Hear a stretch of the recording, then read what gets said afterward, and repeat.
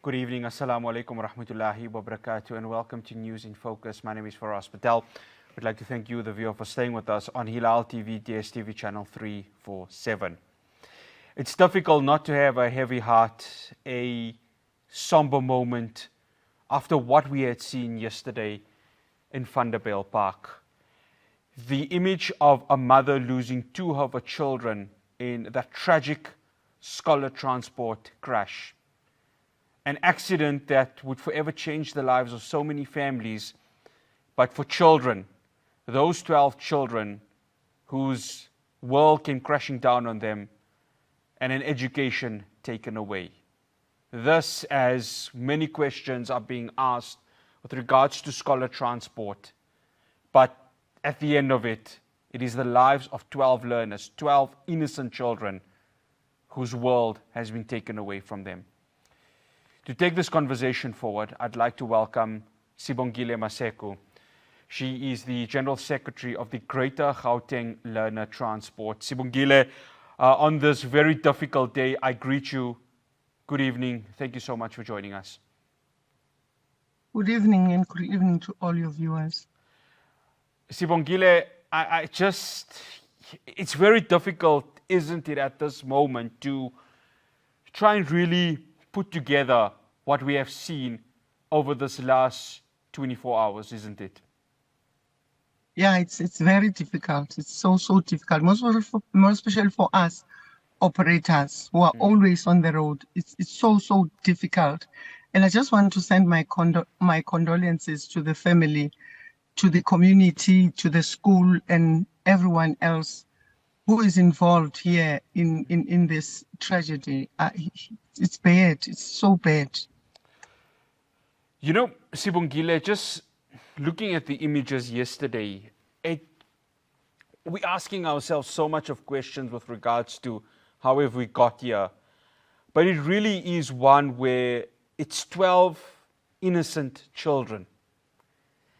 Their lives have been taken away because there really was no sort of thought process with regards to them.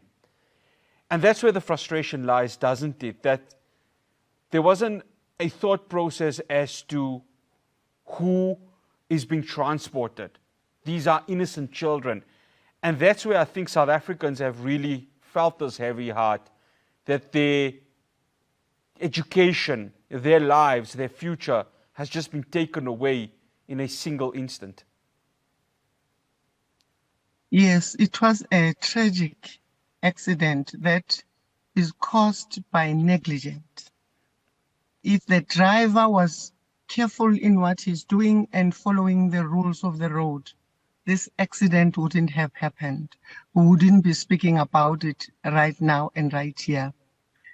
In our industry, it is a challenge on learner transport in the whole of South Africa, that there is no regulation in this industry that regulates drivers. So if a driver, now I heard you saying 12 children, those children are now 14 children that has passed on. And unfortunately, parents sent their children, they trusted the driver, and now the driver is not taking precautions to make it a point that the children are safe in his transport.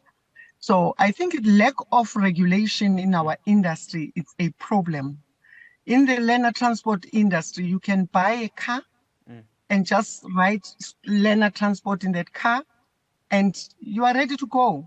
And which is one of the reasons that cause such accidents, because some of these drivers are young, some of these drivers are not even experienced in what they are doing. They were never even trained for driving goods, for instance. So yeah, that is the challenge that we have at the moment. Sibongile, you bring up something very interesting, regulation. And herein lies, I think, the big problem in all of this. Did it need South Africans to see the lives of these children being taken away in order for there to be some sort of wake-up call with regards to regulations? Because this is not the first time it has happened. We have seen countless accidents. Many children's lives have been taken, and yet there's no reaction to it. And if we are to look at history, Sibongile, it's probably going to be the same. I hope it changes. What is it that the Greater Gauteng Learner Transport Organization would like to see in terms of this regulation? And how quick does it need to happen? And of course, this starts from provincial level, and ultimately it needs to go to national. Yes, I just want to let you understand and know that there was a time when learner transport had its glory, where no one could just come and operate learner transport. There was a time like that. But then there were challenges where there was no one now who's controlling because of change of management in government. When an MEC moves from one department to another, or an MEC,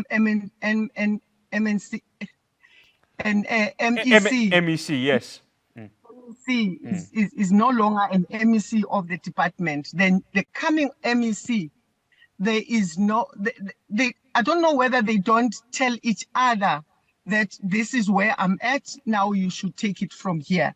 No, the new MEC comes with his own laws and how he's gonna operate the department. And that is a challenge that caused learner transport to be where it is right now. There was a gap of almost 11 years in learner transport, where the Department of Education and the Department of Transport never cared about learner transport. But now with this current MEC, that is where now we sit now. We are busy with regulations, we are busy with policies of learner transport that are doing door to door, because we are different from learner transport that's doing buses. So right now, I know that we had about 2 meetings dealing with policies and regulations in learner transport. Sibongile, this is a profession that you do also, besides serving, of course, on the Greater Gauteng Learner Transport Organization as its GS, you also do transportation of children in the area that you are right now. For those who probably are not in your shoes, talk to us about some of the challenges that are presented with regards to this, because an accident can happen at any moment. But there's so much that I think, those who are involved in learner transport have to go through. Talk to us about that, because all you would like to do is to make sure that the children go to school and are, of course, transported back safely to their homes. Yes, what we want to see as an organization is compliance and safety of our roads. Number one, safety of our cars. Now we have a challenge in the industry where, as I said, everybody can come and just ride their cars, scholar transport. And they can stand there by the gate of the school, or they can send a post through WhatsApp or TikTok and say, I'm an operator, I am transporting kids. Now, parents are vulnerable themselves. They take anyone who comes to them with a cheap price. Now, only if the Department of Education can come in and be active as much as the Department of Transport is, because the Department of Education has distanced itself from this type of operation. They concentrate on buses. If they can come and in schools, all operators that are operating in that school, there should be a list in the school of all operators, the phone numbers, the registration number, and the compliance of the driver, whether the driver has a PDP and all that is needed by the National Land Transport Act. Now, that is not happening in our industry. That is a first challenge that I can speak to. The second thing that I think should be done by the Department of Education.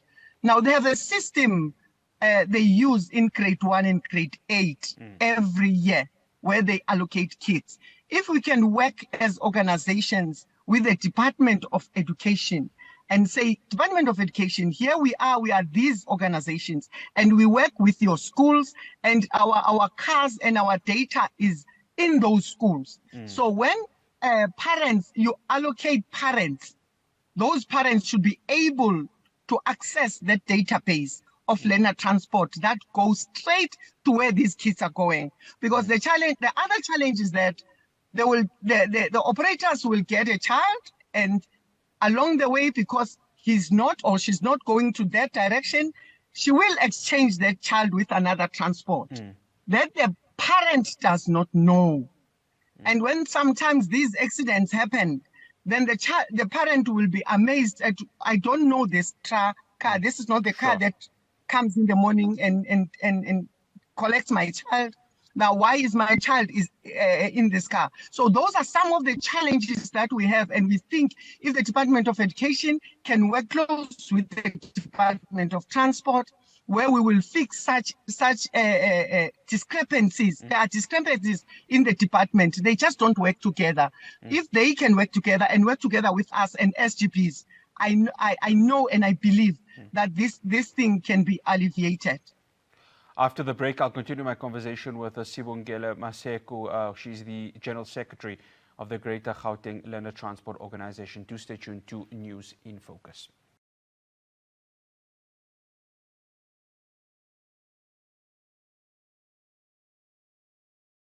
Welcome back to News in Focus. My guest for this part is Sibongile Maseko. Sibongile,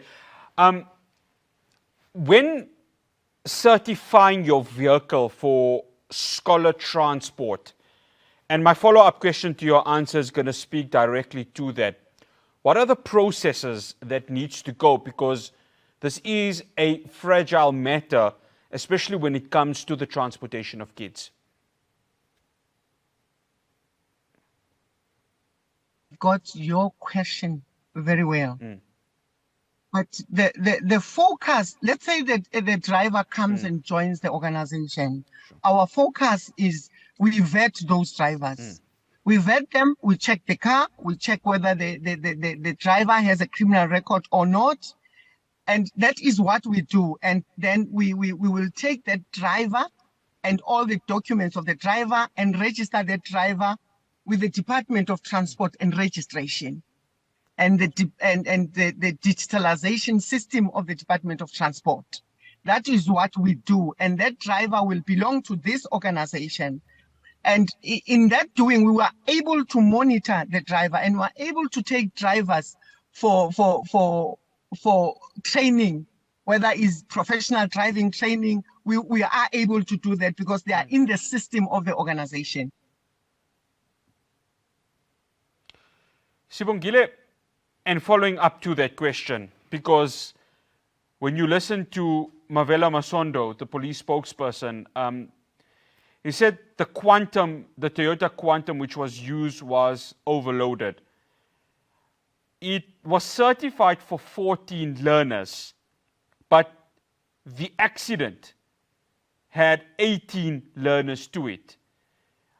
How big a problem are we in terms of overloading? Because one would understand that for the overloading to happen, that would mean more revenue for the representative of the driver or the driver himself. So how big a problem is this overloading, especially when it comes to scholar transport? Yeah, overloading is a problem in scholar transport. Now, when we speak about overloading, yes, there are cars that really overload, but the car had 18 kids. Now, there is a regulation, a national safety regulation. Now, it says in Act number 231, it says 3 kids, the kindergarten kids, which are beyond 6, 3 kids are 1 adult. It's there. And kids from 6 to 9 years, 2 kids are 1 adult. Now, how many kids that were of that age in that transport? That is the debate that we can enter into and say how many kids were in the transport, how the age of kids.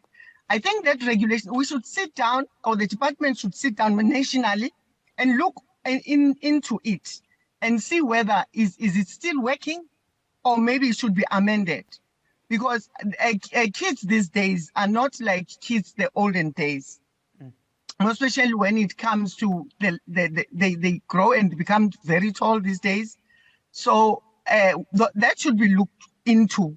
On is it viable? Is it okay that now 3 kids should be here in front because they make one adult in the transport? That is my yes. There are drivers that overload kids, and I blame parents. Parents look for cheap transport. They will ask this driver and ask this driver, and those drivers who are not in organizations, they charge very cheap, and cheap is very expensive. Then there will be overloads in the cars because kids are many, because the parent or the transport is cheap.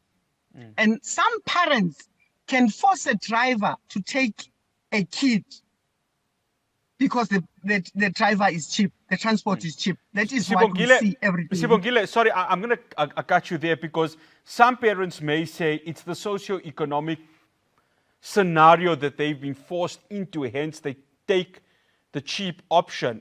Is that something that you have seen with many parents happening, that they would say, I only earn this amount, I can only afford this amount in terms of transport, and they compromise their child with regards to this? I don't think I can compromise my child for pricing. I don't think so. For the mere fact that I decided to take my child to another area, not the area around the school, it means you have a plan. Now, if a driver charges, for argument's sake, 600 rands in a route that the driver is supposed to charge 1,000 rand, you see, that's why there'll be overloads. Now, we are subsidizing parents. We are not charging according to the rates that we're supposed to use as learner transport. Our according to SARS, and it was in last year, 2025, they gave us new rates.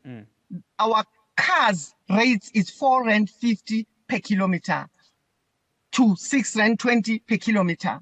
So we don't even look at that. We charge parents because we feel for parents now, we feel that we will suffer in our own cars, in our own business, for the sake of the parents and the children that we are taking. So already we are losing as operators. So parents should just love their children enough to look for right transport and pay the transport the right amount that they're supposed to pay for that transport.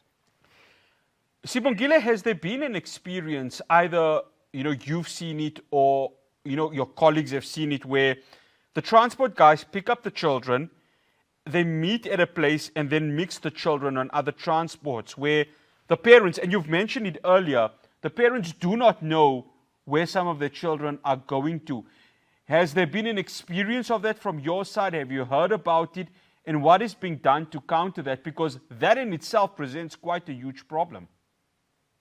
It happens daily. You know what causes that? What causes that is recruitment. You find drivers, mostly these young drivers. It's done mostly by young drivers. You'll find young drivers, they form themselves into a group.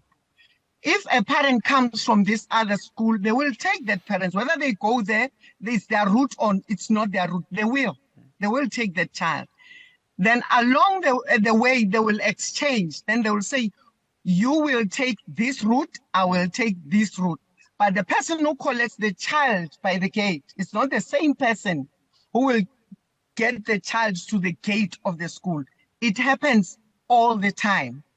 But let me say, for argument's sake, if we say the Department of Education works with organizations, then we will know that there are children who are going to Randburg from Honeydew. So that means all kids that are going to Randburg from Honeydew, they will use this transport. So there's no need for exchange there. So that if that can be done, then we can get this thing right. Sibongile, one final question. The 22-year-old driver is currently in police custody. He's going to be in the Vanderbijlpark Magistrates Court in the next day or two. What is it that the Greater Gauteng Learner Transport Organization is looking for in terms of what the law needs to do? Of course, there's going to be a trial. No one knows how long this is going to be. But what is it that your organization is looking for at such a difficult moment for the parents and for the country as a whole, as we see the lives of these children disappear just like that? Greater Gauteng Learner Transport Organization works in partnership with the Department of Transport. Today, we had a campaign, which is a back to school campaign in partnership with stakeholders. The Department of Transport Provincial was there, the Department of Transport Johannesburg was there, Community Safety was there. We took all the drivers into a hall and educated them on safety, on compliance, on how to apply for operating license, how to deal with road safety as they are driving kids. That is what we do as the GGLTO here in Gauteng. We train our drivers and sensitize our drivers on how to behave on the road. That is what we do as GGLTO. But then accidents do happen, and we teach them on how to act when there is an accident on the road. That is what we do as an organization. Sibongile Maseko, absolute pleasure having you on. Thank you so much for joining us. Thank you very much. That's Sibongile Maseko. She's the General Secretary of the Greater Gauteng Learner Transport Organization. And our prayers and our thoughts are with the families. And for those children who are recovering in hospital, may you have a speedy recovery and allow yourself to be back within the education system.